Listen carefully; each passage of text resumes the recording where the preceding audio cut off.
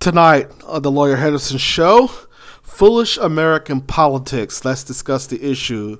My new book, it is out. You can go everywhere to try to purchase your copy at ebay.com. You can also go to Barnes and Nobles. My book, Foolish American Politics, is everywhere. The Lawyer Henderson show is live.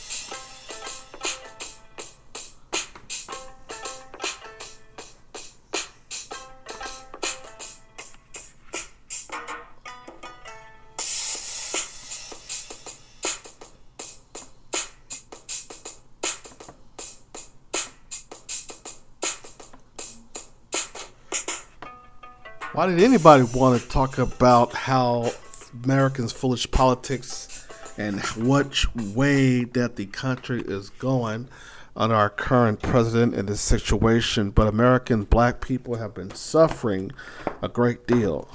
And as the author of the new book, Foolish American Politics, let's discuss the issues.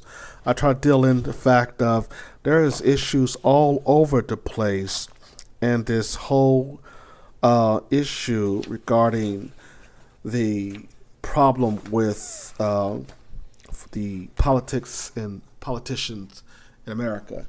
Good evening, ladies and gentlemen. I'm Lawyer Henderson. Welcome to the Lawyer Henderson Show. We're going to be discussing my book, Foolish American Politics. Let's discuss the issue. This is the first half of our show. We'll be taking your calls tonight as well. If anyone wants to call in and talk about the book that is at Barnes and Nobles, you can buy it at Barnes and Nobles or wherever books are sold. Barnes and Nobles, Ex-Zebras, which is the company that is the publisher for my book, and Amazon.com as well sells the American Foolish Politics book. And go everywhere that books are sold. That being the case, kudos for me, as I just got this book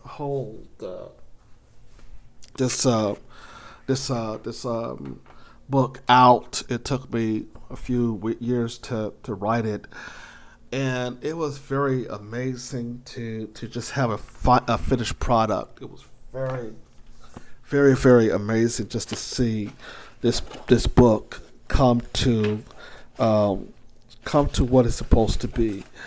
I really enjoy how they put the book together. It talks there about China. It talks about Obama. It talks about a lot of things. Of course, the death penalty, reparations.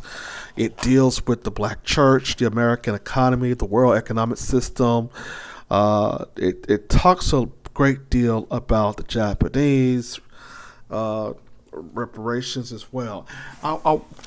Before we get into talking about some issues here, the book is really talking about and deep into the book.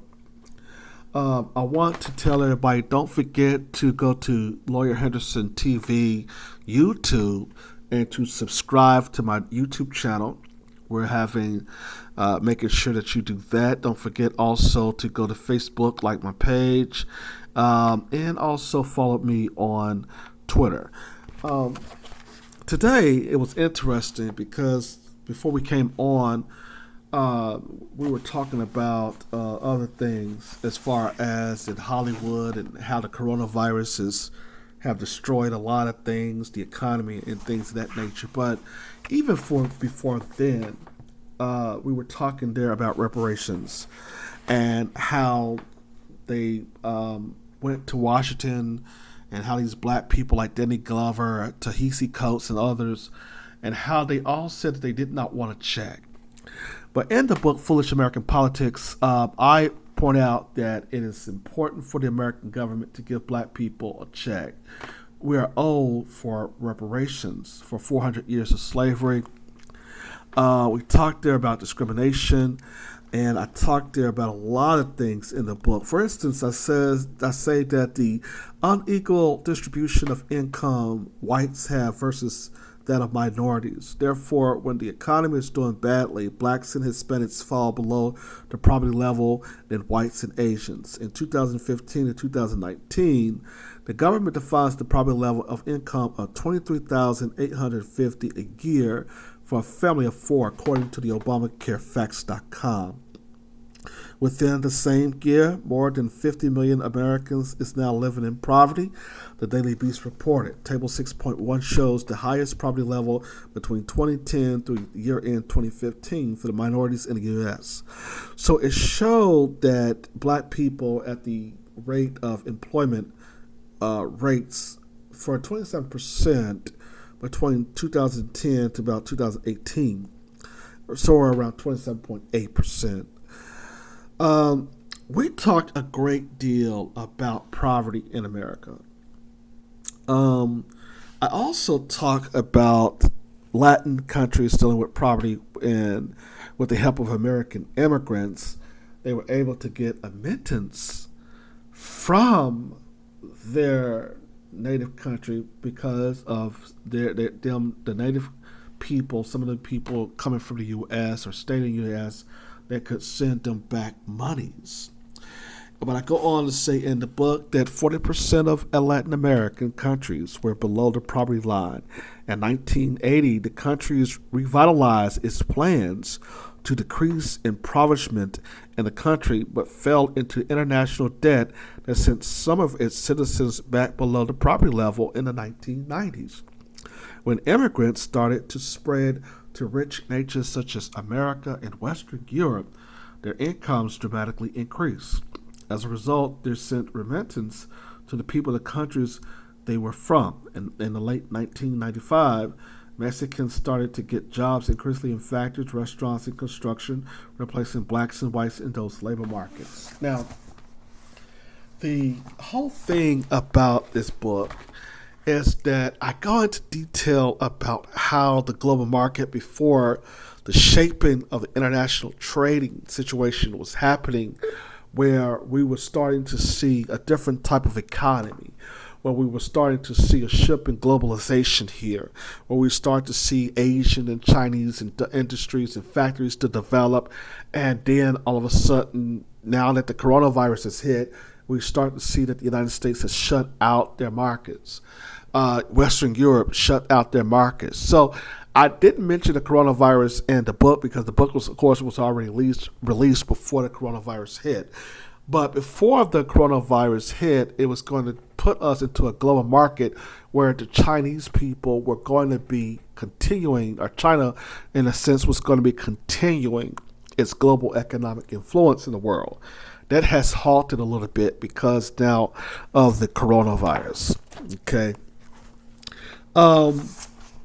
We talked there in the book about how the world problems about the economic situation from the Asians versus the economic system. It says here in the book is that it is an unfortunate truth, but Asians have more money than America. And if Asia, known for their microeconomic maneuvers, wanted to cause the United States an economic nightmare, it could. Although China and Japan has their financial problems as well, it is more likely that they will correct those financial issues in the future. And even when some Western nations believe that Asia has a long way to go and may be on a partial truth, but equally important, we must also ask the question as to why are so many investors targeting the Asian stock market. So we had this growing of economic influence before the coronavirus hit, that the Asians was in charge of things. And now we're seeing a setback because of COVID-19. And so that is one of the things that we should be really concerning ourselves about.